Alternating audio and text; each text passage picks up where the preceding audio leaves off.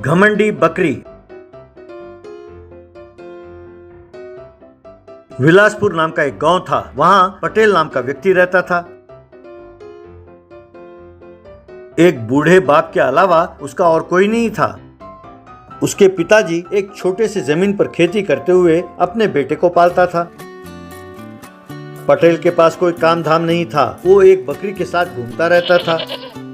वो बहुत घमंडी था। वो गांव के लोगों के साथ हमेशा लड़ता झगड़ता रहता था। कभी वो मार खाता, कभी वो मारता। उसके साथ घूमने वाला बकरा भी काफी घमंडी था। उसने उसका नाम रखा टाइसन। उस युवक ने टाइसन को ऐसे तैयार किया था।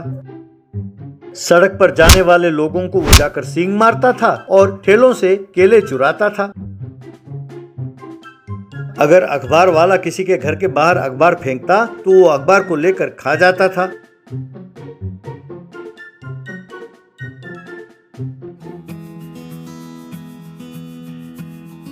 ये सब देखकर लोग इससे लड़ने आते। सुनो, तुम्हारा बकरा हर रोज आकर हमारे घर का अखबार खा जाता है। अगर इस बार उसने ऐसा किया तो उसे काटकर बिरयानी बनाकर खा जाएंगे। खबरदार, तेरी ये हिम्मत कि तू मेरे टाइसन का बिरयानी बनाएगा। कहकर उसे थप्पड़ मारा। तब दूसरे व्यक्ति ने पटेल को थप्पड़ मारा। घमंडी कहीं के, लगता है तुम्हें चर्बी चढ़ गई है। कल तेरे बकरे ने मेरे पिताजी को यूं ही सींग मार दिया। उनका कमर टूट गया है, वो खाट में पड़े हैं। कमीने। पटेल ने उसे उल्टा मारा। यह देखकर एक औरत ने पटेल को थप्पड़ मारा। कमीने, तुमने इस गांव में रहना दुश्वार कर दिया है। एक तो घटिया काम करते हो और ऊपर से पूछने पर थप्पड़ मारते हो। मेरे घर आकर मुझे ही मारते हो? रुको, अभी बताता हूँ। टाइसन, टाइसन, अटैक, हमला करो। बस टाइसन उन्हें सींग मारने लगा। तब सब लोग वहां से भाग खड़े हुए। एक दिन अचानक पटेल के पिताजी की मृत्यु हो गई। सारे कर्जदार उसके घर आए। उसके घर के और जमीन के कागजात लेकर उसे घर से बाहर निकल जाने को कहा। तब से पटेल गांव के बाहर मंदिर में रहने लगा। टाइसन को भूख लगी तो मैं कह के चिल्लाने लगा। पटेल को भी बहुत भूख लगी और वो बहुत परेशान हो गया। धत, मैं नहीं जानता था कि मेरे पिताजी ऐसा करेंगे। अब गांव में कहीं नौकरी करने के लिए उन कमीनों के पास जाना होगा और हाथ जोड़कर उनसे नौकरी मांगनी होगी। मुझे ये सब पसंद नहीं है, ऐसा उसने सोचा। अगले दिन टाइसन के साथ वो एक दुकान पर गया। मैं तुम्हारे दुकान में काम करना चाहता हूँ, कितने पैसे दोगे? उसने पटेल को एक थप्पड़ मारा। कमीने, घमंडी कमीने, नौकरी मांगने का ये तरीका होता है? कहकर उसे डांटने लगा। इस तरह किसी ने उसे नौकरी पर नहीं रखा। बाद में वो मंदिर के बाहर बैठकर, ये गांव वाले कमीने बहुत घमंडी हैं, मुझे नौकरी नहीं देते। मैं इन्हें बताता हूँ, मैं इन्हें बताऊंगा कि मैं कौन हूँ।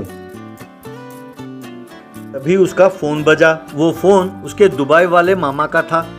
क्यों पटेल, कैसे हो? मुझे अभी अभी पता चला है कि तुम्हारे पिताजी गुजर गए। मुझे बहुत दुख हुआ बेटा। छुट्टी नहीं मिली इसलिए मैं आ नहीं पाया। तुमने अपने तौर तरीके बदले कि नहीं, कि अब भी वैसे ही अकड़ते हो? जब मैं आऊंगा तो तुमसे मिलकर जाऊंगा। हो सका तो मैं तुम्हें अपने साथ दुबई ले जाऊंगा। वैसे वो घमंडी बकरी अब तक तुम्हारे पास है? अरे मामा जी, मैं एकदम बदल गया मामा जी। अब मैं किसी से नहीं लड़ता। वो बकरा मर चुका है। मेहरबानी करके मुझे दुबई ले चलो मामा जी। उसने ठीक है कहकर फोन काट दिया। एक दिन उसका मामा दुबई से आया और पटेल से मिला। उसके हाथ में एक ब्रीफकेस था। उसे मंदिर के पास रखकर दोनों बात कर रहे थे। बिना पासपोर्ट के दुबई आना मुश्किल है बेटा। पहले तुम अपना पासपोर्ट बना लो, उसके बाद वीसा के लिए अप्लाई करना होगा। उसके लिए भी थोड़ा वक्त लगेगा। अरे मामा जी, ये सब मैं नहीं जानता। मुझे तुम जल्दी जल्दी दुबई ले चलो बस।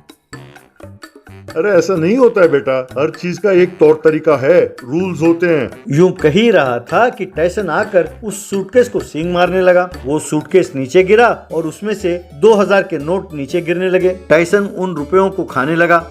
तेरे समझ में नहीं आता कमीने? मैं पासपोर्ट वासपोर्ट कुछ नहीं जानता। मुझे तुरंत दुबई ले चलो वरना मेरे हाथों पिटोगे। कहकर उसने हाथ उठाया। तब उसके मामा जी ने उसे थप्पड़ मारा। घमंडी कमीने, मैंने सोचा तू बदल गया होगा, पर तू एकदम नहीं बदला। अरे मैं तुम्हें दुबई तो क्या बस स्टैंड तक भी ना ले चलूं। फिर उसने मुड़कर देखा और ये तो तेरा बकरा है और तूने झूठ बोला कि ये मर गया है। कमीने, वो पैसे तुझे देने के लिए लाया था, अब देखो वो सारा पैसा खा गया। अरे तुझे कोई नहीं सुधार सकता, तेरी किस्मत है, बस तू ऐसा ही पड़ा रहे। कहकर उसे एक और थप्पड़ मारा और गुस्से में वहाँ से चला गया। तब पटेल परेशान हो गया, मैं करने लगा तो पटेल सिर पीटता रह गया।